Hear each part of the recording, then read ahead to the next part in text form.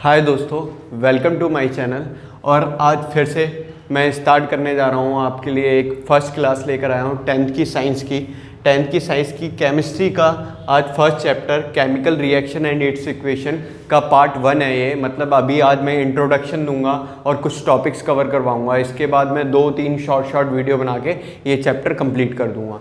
ठीक है, तो चलते हैं, हम इस चैप्टर को पढ़ते हैं। मेरा मेन टॉपिक ही यही है, change the way of study. मतलब हमें क्या करना है, 10-10 मिनट की शॉर्ट वीडियो पढ़नी है। मतलब 1 घंटे में आपका एक चैप्टर कंप्लीट, यानी अगर देखा जाए मोटा मोटा तो 15 घंटे में आप पूरी साइंस कंप्लीट कर लेंगे।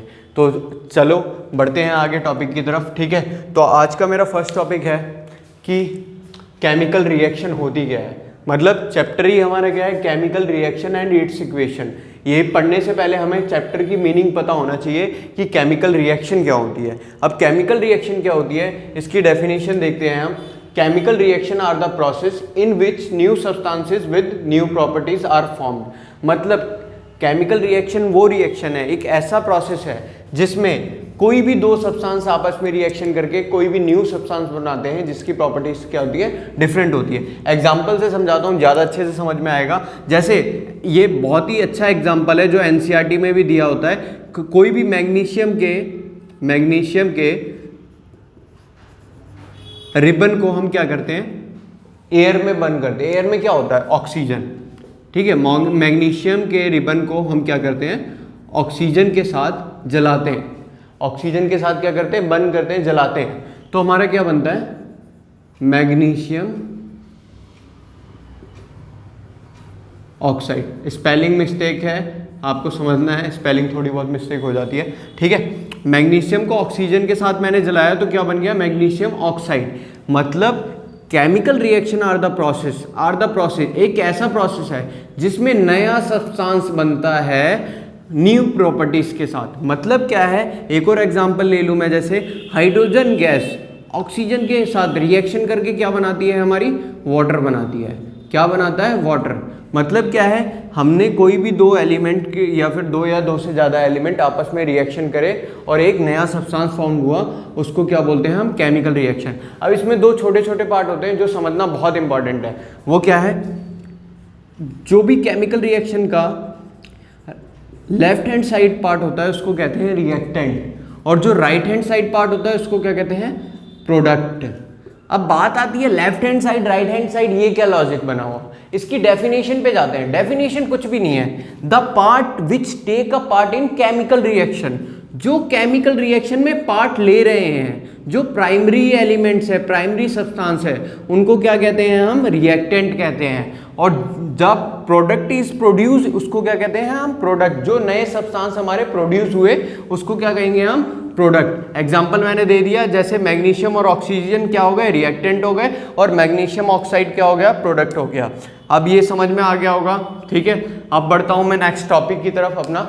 ठीक है, नेक्स्ट टॉपिक क्या है हमारा, कैरेक्टरिस्टिक्स ऑफ केमिकल रिएक्शन। अब केमिकल रिएक्शन की कैरेक्टरिस्टिक्स क्या होती है, 5 बेसिक कैरेक्टरिस्टिक्स है, आपको रटनी नहीं है, बिल्कुल सिंपल समझना है। नॉर्मली कोई भी केमिकल रिएक्शन होती है आपके आसपास तो ये 5 प्रॉपर्टीज आपको देखने के लिए मिलती होगी।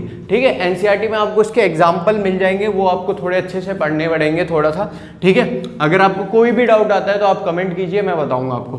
पहला क्या है, इवोल्यूशन ऑफ गैस। मतलब कोई भी केमिकल रिएक्शन होती है तो कभी कभार क्या होता है, गैस का इवोल्यूशन होता है। जैसे मैं आपको एक एग्जांपल दे देता हूं सिंपल सा, कि कोई भी डिल्यूट एसिड है हमारा, अगर उसमें मैं जिंक डालता हूं, क्या डालता हूं, जिंक डालता हूं, तो हमेशा क्या निकलती है, हाइड्रोजन गैस निकलती है। क्या, हाइड्रोजन गैस। जिंक डाल दिया या फिर मैग्नीशियम डाल दिया, उसमें क्या होता है, हाइड्रोजन गैस निकलती है। जब कोई भी गैस निकलेगी वो क्या हो गई, एक प्रॉपर्टी हो गई किसकी, केमिकल रिएक्शन की।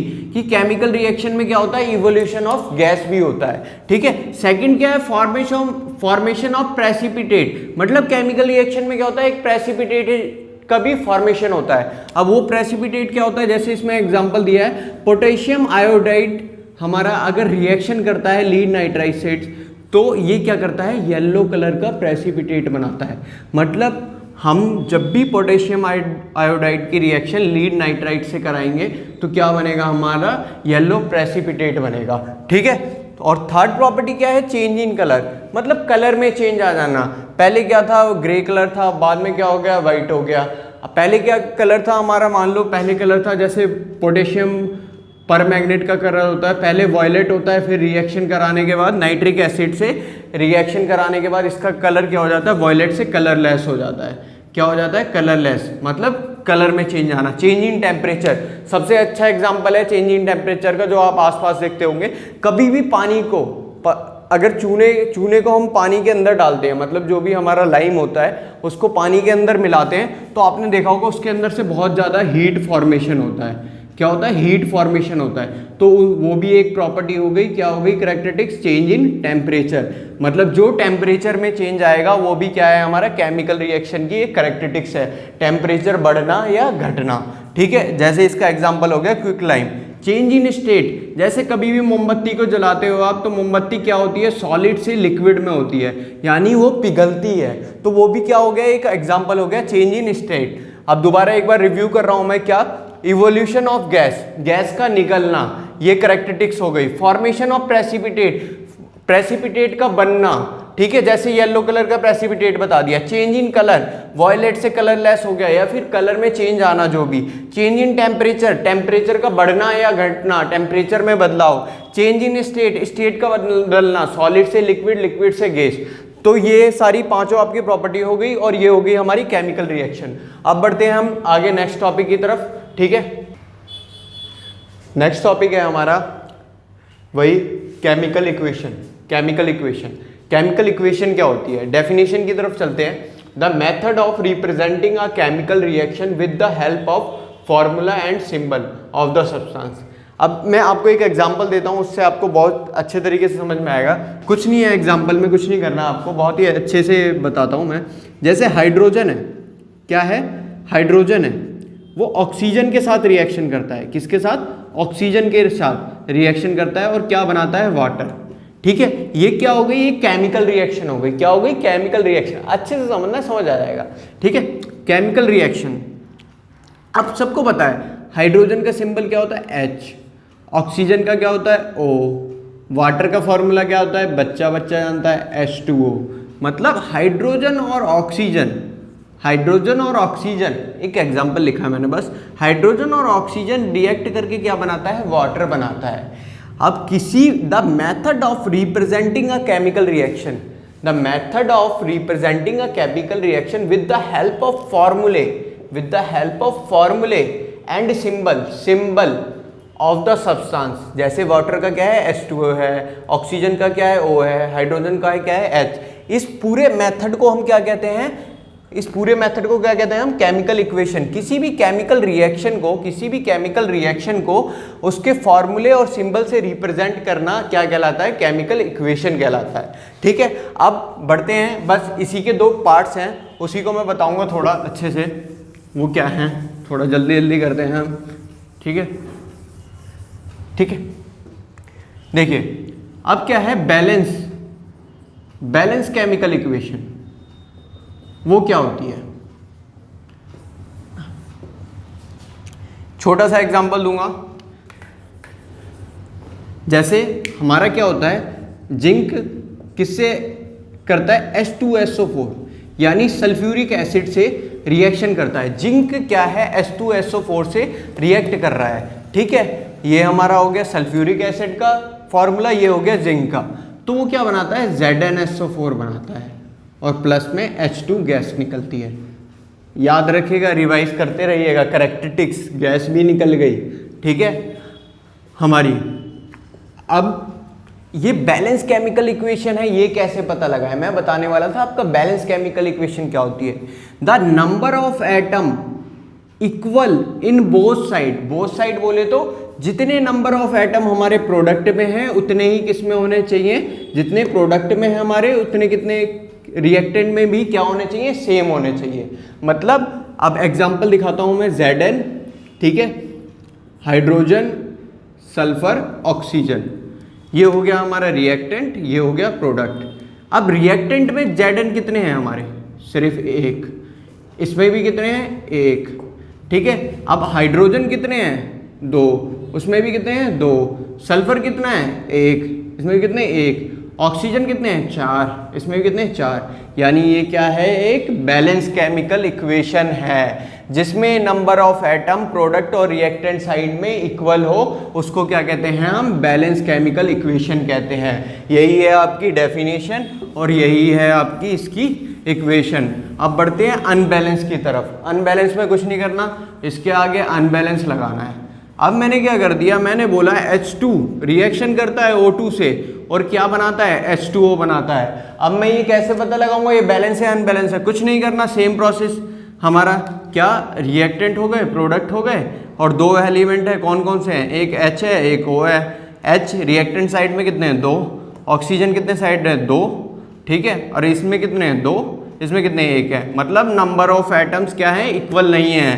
तो ये कौन सी केमिकल इक्वेशन हो गई हमारी अनबैलेंस। कौन सी केमिकल इक्वेशन हो गई अनबैलेंस, जिसमें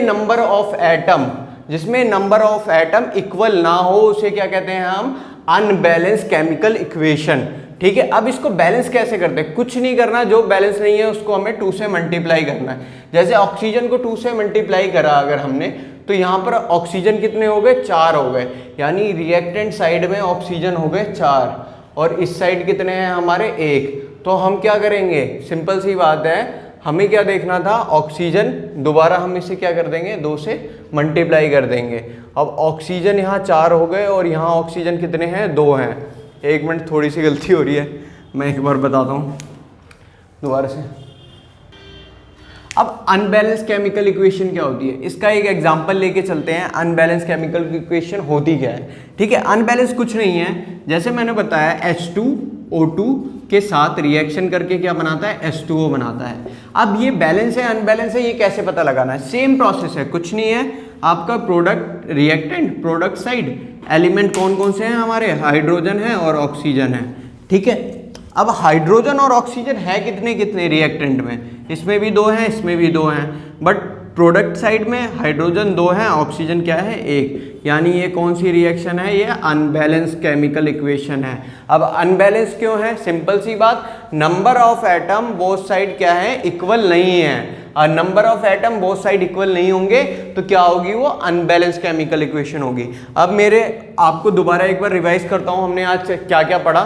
सबसे पहले पढ़ा केमिकल रिएक्शन। केमिकल रिएक्शन क्या है, एक ऐसा प्रोसेस है जिसमें नया सब्सटेंस नई प्रॉपर्टी के साथ बनता है, उसे क्या कहते हैं हम केमिकल रिएक्शन कहते हैं। अब उसकी कैरेक्टरिस्टिक्स क्या पढ़ी, 5 कैरेक्टरिस्टिक्स पढ़ी है हमने, बहुत ही बेसिक सी। इवोल्यूशन ऑफ गैस और formation of precipitate, change in temperature, change in state और चेंज इन कलर, ये हो गई 5 कैरेक्टरिस्टिक्स। उसके बाद हमने पढ़ा है बैलेंस, हमने पढ़ी है केमिकल इक्वेशन क्या होती है। केमिकल इक्वेशन ऐसा हमारा तरीका जिसमें हम क्या करते हैं, केमिकल रिएक्शन को फॉर्मूले और सिंबल की मदद से क्या करते हैं, रिप्रेजेंट करते हैं with the help of formula and simple. किसको रिप्रेजेंट करते हैं हम, केमिकल रिएक्शन को, उसको क्या कहते हैं हम इक्वेशन। 2 टाइप की इक्वेशन हो गई, बैलेंस और अनबैलेंस। एग्जांपल आपके सामने दे दिए, जिसमें number of atom product side और रिएक्टेंट साइड में इक्वल होंगे उसे क्या कहेंगे हम बैलेंस। अगर अनबैलेंस हो गई मतलब उसके नंबर ऑफ प्रोडक्ट क्या होंगे, इक्वल नहीं होंगे, उन्हें क्या कहेंगे अनबैलेंस केमिकल इक्वेशन। ठीक है, थैंक यू सो मच। आप लाइक कीजिए, सब्सक्राइब कीजिए, अगर आपको पसंद आता है तो इसको ज़्यादा से ज़्यादा शेयर कीजिए। Thank you so much.